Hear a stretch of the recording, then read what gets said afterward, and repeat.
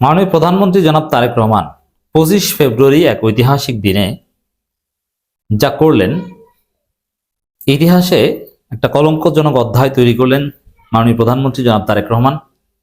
এবং মাননীয় প্রধানমন্ত্রীকে, একদিন তো তিনি প্রধানমন্ত্রী থাকবেন না, টুডে আর টুমরো তিনি নিজে অনুতপ্ত হবেন এবং তাকে জাতির কাছে জবাব দিতে হবে এবং ক্ষমা চাইতে হবে। এই দৃশ্য দেখার জন্য আমরা প্রস্তুত ছিলাম না। এই দৃশ্য জুলাই বিপ্লবের সাথে সম্পূর্ণ সাংঘর্ষিক।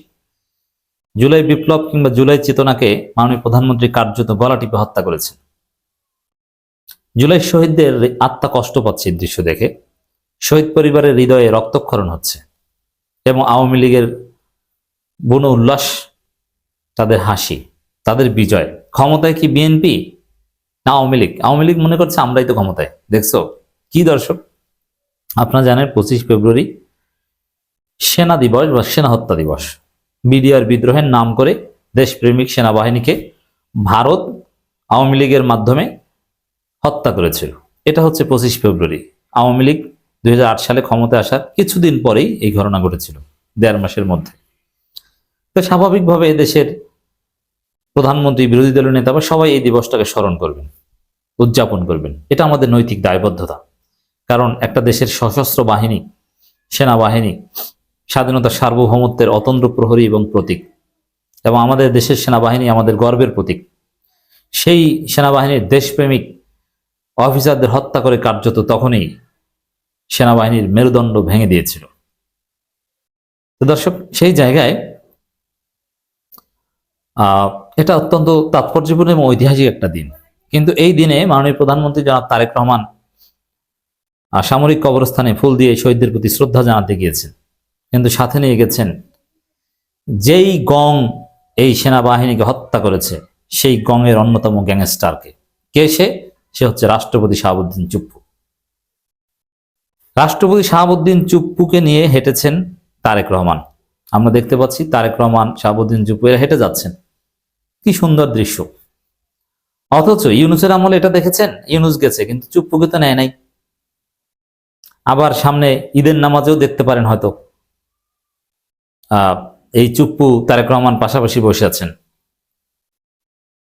এই দৃশ্য অত্যন্ত লজ্জার। শহীদ মিনারে এক্ষেত্রে তারেক রহমান কিছুটা সম্মানজনক ভূমিকা পালন করেছিলেন।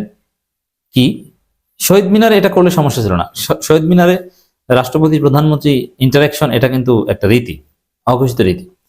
কিন্তু রাষ্ট্রপতিকে এড়িয়ে গিয়েছেন মাননীয় প্রধানমন্ত্রী তারেক রহমান। এজন্য তিনি প্রশংসিত হয়েছিলেন যে চুপ্পু এসেছে, গেছে, যাক, ওর সাথে কিসের ইন্টারাকশন? ওকে, চুপ্পু তো ফ্যাসিস্টদের অন্যতম গ্যাংস্টার, চুপ্পু তো ভারতের দালাল, চুপ্পু তো হাসিনার চুপ্পু। ইউনূস ওকে ধৈর্য বানিয়ে রেখেছিল না, এখন আবার কি? তো এই জায়গায় দর্শক,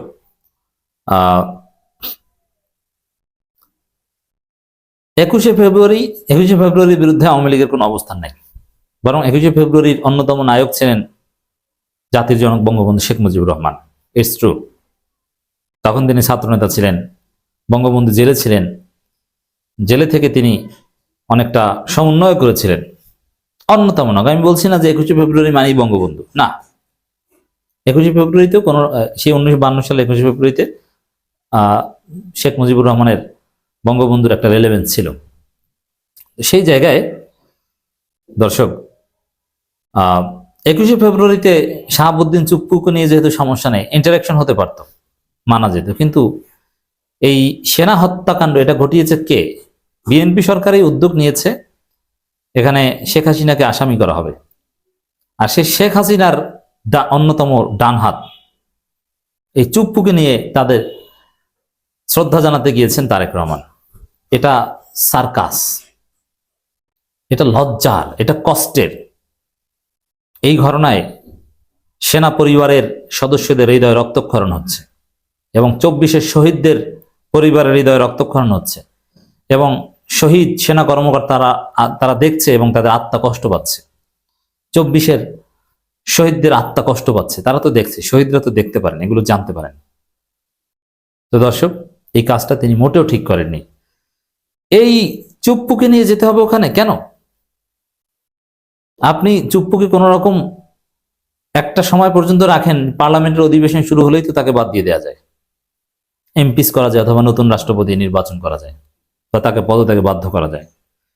কিন্তু তারেক রহমান মাননীয় প্রধানমন্ত্রী, তিনি এই বিডিআর বিদ্রোহের সাথে জড়িত বা সেনা হত্যাকাণ্ডের সাথে জড়িত ওই দলের যারাই ঘটনা ঘটিয়েছে তাদের একজন ব্যক্তিকে সাথে নিয়ে তাদের কবর জিয়ারত করতে যাচ্ছেন। এটা খুবই দৃষ্টিকটু।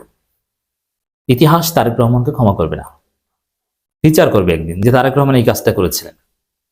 একদিন জুলাই বিপ্লব বাংলাদেশে পরিপূর্ণতা পাবে, আর একটা বিপ্লবের মাধ্যমে হোক আর যেভাবেই হোক না কেন পরিপূর্ণতা পাবে। জুলাই সনদ বিএনপি সরকার বাস্তবায়ন না করলে পরবর্তীতে জামাত সরকার করবে, এটা হবে। তখন তারেক রহমান ইতিহাসে ভিলেন হবেন, এবং এই যে কলঙ্কজনক অধ্যায়, এটা এটা এই দাগ তাকে বইতে হবে। কিছু কিছু ভুল যেটা তাকে বয়ে বেড়াতে হবে। জাতীয় শহীদ সেনা দিবসে বনানীর সামরিক কবরস্থানে ফুল দিয়ে শহীদদের প্রতি শ্রদ্ধা জানিয়েছেন রাষ্ট্রপতি মোহাম্মদ শাহাবুদ্দিন, প্রধানমন্ত্রী তারেক রহমান। বুধবার সকাল 10টার পর তারা পৃথকভাবে শ্রদ্ধা জানানোর পর তারা কিছুক্ষণ নীরবে দাঁড়িয়ে থাকেন। তারেক রহমান দাঁড়িয়েছেন ঠিক আছে, মাননীয় প্রধানমন্ত্রী কিন্তু চুপ্পু দাঁড়িয়ে আছে। ওর মনের মধ্যে কি কেমন, দেখছো আমরা যাকে খুন করলাম আমরাই তার কবর জিয়ারত করি। এটা খুবই কষ্টের। এবং 24-এর শহীদ পরিবারের লোকজন নানান মন্তব্য করছে ফেসবুকে। এটা কুমিরের মায়া কান্নার মতো। এ সময় সশস্ত্র বাহিনীর একটি চৌকস দল সামরিক রীতিতে সম্মান প্রদর্শন করে এবং বিউগলে বেজে ওঠে করুণ সুর। এরপর তারা শহীদদের রুহের মাগফিরাত কামনা করে এবং আয়োজিত বিশেষ মোনাজাতে অংশ নেন।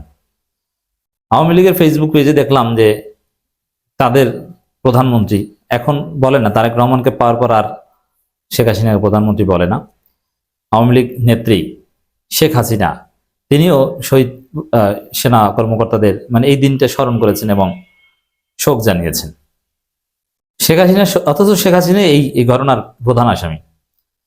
শেখ হাসিনার শোক জানানো যেরকম চুপ্পুর শোক জানানো সেরকম, কিন্তু দুঃখ তারেক রহমানের পাশে চুপ্পু দাঁড়িয়ে আছে। তো দর্শক, আমিরে জামাত বাংলাদেশ জামাত ইসলামী আমির ডাক্তার শফিকুর রহমান তিনিও বনানী সামরিক কবরস্থানে গিয়েছেন এবং শহীদ সেনা কর্মকর্তাদের জন্য দোয়া করেছেন, তাদের পরিবারের প্রতি সমবেদনা জানিয়েছেন। জামাতের আমিরের সাথে তাদের পরিবারের সদস্যরা ছিল, পার্থক্য থাকেন, জামাতের আমিরের সাথে থাকে শহীদ সেনা কর্মকর্তাদের পরিবারের সদস্যরা, আর তারেক রহমানের সাথে থাকে চুপ্পু, যে চুপ্পু কিনা এই হত্যাকাণ্ডের সাথে কোনো না কোনোভাবে জড়িত। আমরা এর নিন্দা জানিয়ে রাখলাম।